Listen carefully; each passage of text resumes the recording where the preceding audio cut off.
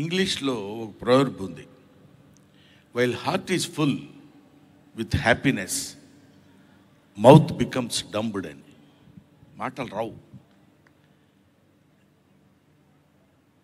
ఇది ఈరోజు జరిగిన ఈ సన్మానం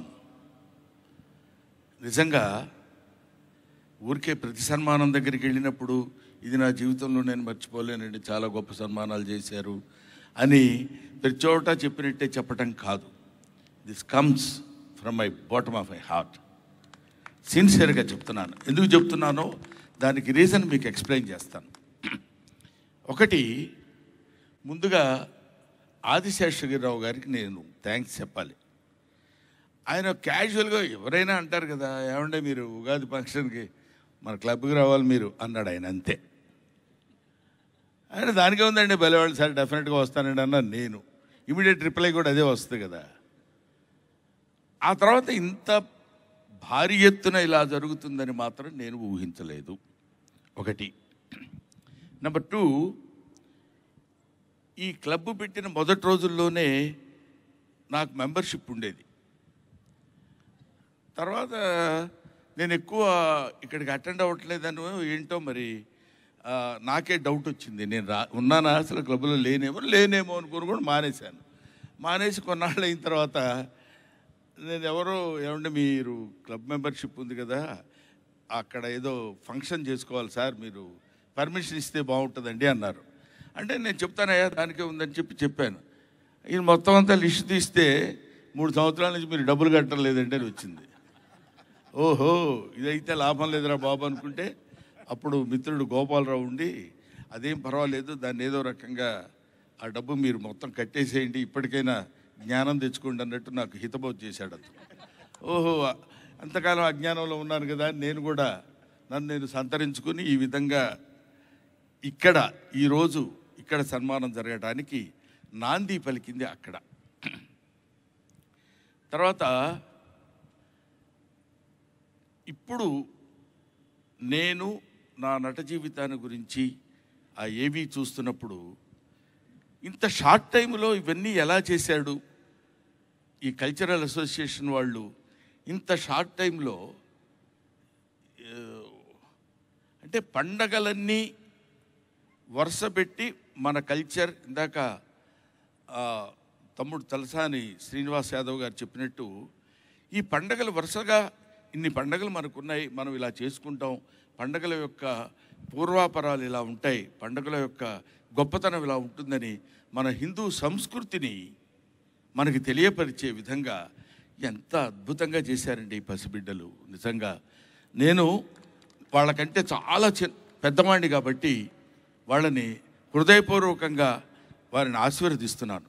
ఎంత కష్టపడ్డారు ఎవరికి వాళ్ళు. అది ముఖ్యంగా నరకాసురుడు అది చేసేటప్పుడు అక్కడి నుంచి అది వెళ్ళిపోయి ఆ సినిమా ఎఫెక్ట్ తోటి వెళ్ళి ఆ నరకాసురుడికి తగలటం లాంటి దగ్గర వాళ్ళు ఎన్ని రిహార్సల్స్ చేసుంటారు, ఎన్ని ఇబ్బందులు, ఎన్ని రిహార్సల్స్ చేస్తే ఇక్కడికి వచ్చి ధైర్యంగా చేయాల్సిన స్థితి ఏర్పడుతుందో.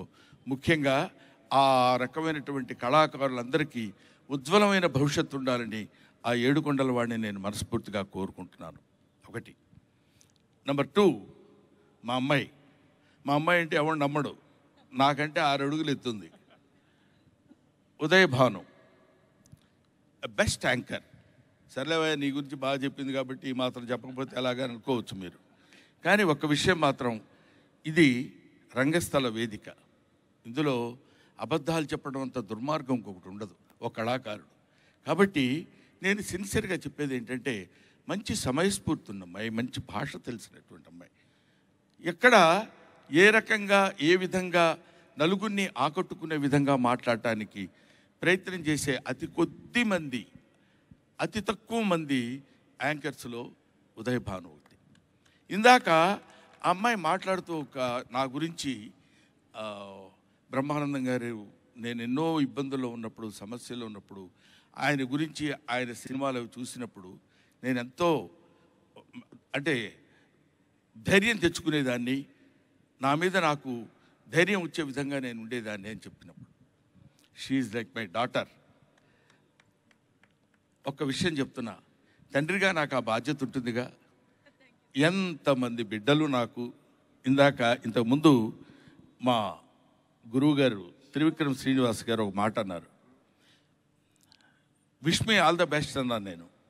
నేను బెస్ట్ విషెస్ చెప్పడం ఏంటి సార్, మీరు కొన్ని కోట్ల కోట్ల కోట్ల బిలియన్స్ నవ్వులు పంచిపెట్టారు. ఒక్కొక్క నవ్వు ఒక్కొక్కసారి మిమ్మల్ని ఆశీర్వదిస్తే మీరు లక్షల కోట్ల సంవత్సరాలు బతుకుతారు. మిమ్మల్ని నేను ఆశీర్వదించి మీరు బెస్ట్ విషెస్ చెప్పడం ఏంటి సార్ అన్నట్టు ఇన్ని కోట్ల మందిని నవ్వించేటువంటి భాగ్యం నాకు కలగటం నిజంగా నేను పూర్వజన్మలో చేసుకున్నటువంటి సుకృతం కింద నేను భావిస్తాను. అందుకే మీరు ఏంటండి, మీరు ఏం కావాలని మీరు కోరుకుంటారు? మీరు మోక్షాన్ని కోరుకుంటున్నారా? మీకు వచ్చే జన్మ అంటే మోక్షం అంటే జన్మరాహిత్యం అని, జన్మ ఉండకూడదు అని. ఇంకా నేను ఈ జన్మతో అయిపోతే, మానవ జన్మ పరిసమాప్తం అయిపోతే ఇంకా జన్మలు ఉండవని. కానీ నేను ఎప్పుడు అది కోరుకోలేదు. నేను కోరుకుంది ఏంటంటే వచ్చే జన్మ కూడా ఉండాలి, వచ్చే జన్మ ఉండాలి. వచ్చే జన్మలో మనిషిలా నేను పుడతానని గ్యారంటీ లేకపోవచ్చు, కానీ మనిషిలా నేను పుట్టకపోయినా ఒక దోమలా పుట్టినా, ఒక చీమలా పుట్టినా, ఒక గేదెలా పుట్టినా, ఒక జంతువులా పుట్టినా, ఎటువంటి దారుణమైనటువంటి స్థితిలో నేను పుట్టినా నా పక్కనున్న ఆ 4 దోమలను, ఆ 4 బల్లులను, ఆ 4 దీతులను నవ్వించేటువంటి భాగ్యం నాకు ప్రసాదించు. జన్మ జన్మలకి నాకు మోక్షం వద్దు, జన్మ జన్మలకి నాకు ఆ నవ్వించేటువంటి భాగ్యంతో కూడిన జీవితాన్ని ఇమ్మని మాత్రం నేను భగవంతుడిని కోరుకుంటాను.